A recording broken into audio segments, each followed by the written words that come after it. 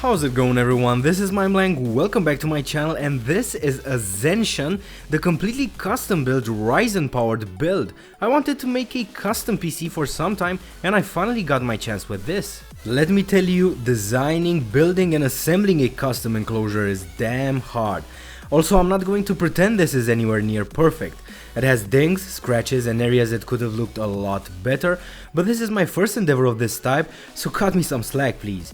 And another thing, this is built with form over function, so if some things are not done the correct way, now you know why.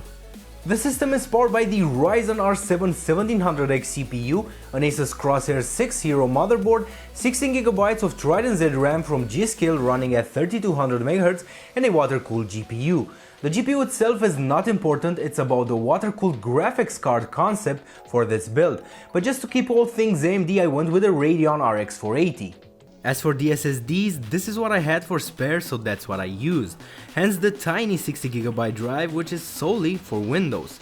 The 512GB however is for what have you type of stuff and storage. And for the PSU I'm using a Corsair 550W unit. The theme colors are dark red, yellow and orange, which are sort of the colors appearing on the Ryzen ring if you check it out. I used 25 gauge sheet metal for this, that's 0.021 inches or 0.56 millimeters thick, with plied edges for extra reinforcement. Everything is held in place with pop rivets. I went with a monolith type of look, hence the pillar that rises, get it, rises, from the base. This pillar is a trapezoid in section, so it's slanted towards you when you have the system on the disk. The motherboard is fixed on a red acrylic base, which is in turn fixed on the chassis by a few custom designed spacers. Working with acrylic is hard, especially bending it, but this turned out pretty damn well. To have an extra slant, the motherboard itself is angled when fastened on the red plate. This meant I cut the I/O port a few millimeters higher and used 3 extra nuts to angle the board from the back. Even the SSDs are angled on this build. They're held in place with Velcro and the angle is done by screwing them on only one hole at the back. I guess by now you probably noticed the giant glowing Ryzen logo. Well, this is made again out of acrylic, 2 pieces to be exact, as there's a strip of yellow inserted in there. We'll get to the lights in a moment, don't worry. I used the letters themselves to make this nifty RYZEN corner secondary logo. I thought it was cool to break apart the Zen since we've known these CPUs as Zen for such a long time. For the power cables I'm using custom extensions with the same 3 colors. I again thought it was nifty to make each cable unique in design rather than stick to a recipe for all of them.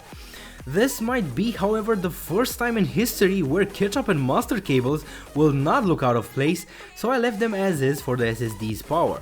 And to cover the edges of the cutouts I used this tooth type PC gasket, which was a royal pain in the butt to get in there.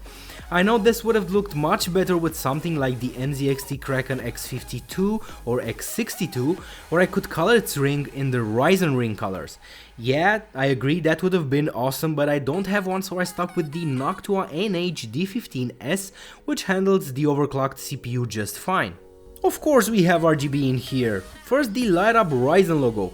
I used a strip of 5050 RGB LEDs which are very bright. They run off of ASUS or RGB headers on the motherboard.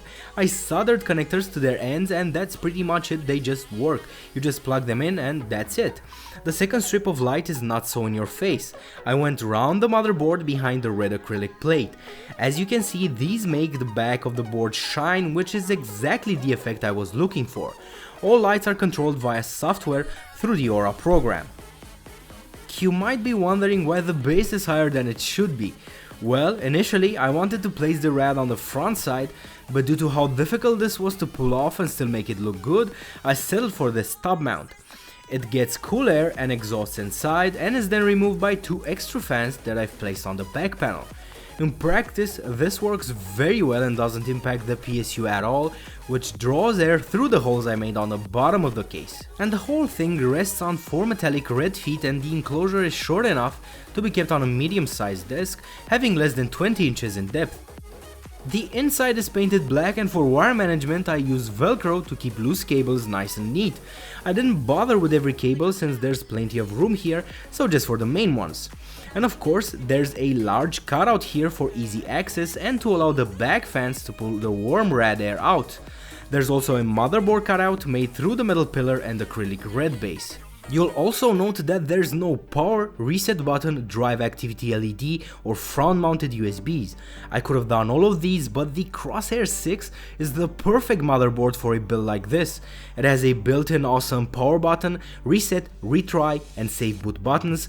There's tons of USBs at the back and it also has a drive activity LED, so everything is already on the board, which was just perfect. Now, at this point in time, you may be wondering if this thing is practical at all, and the answer to that is yes, it's an easy case to work with, but not to build.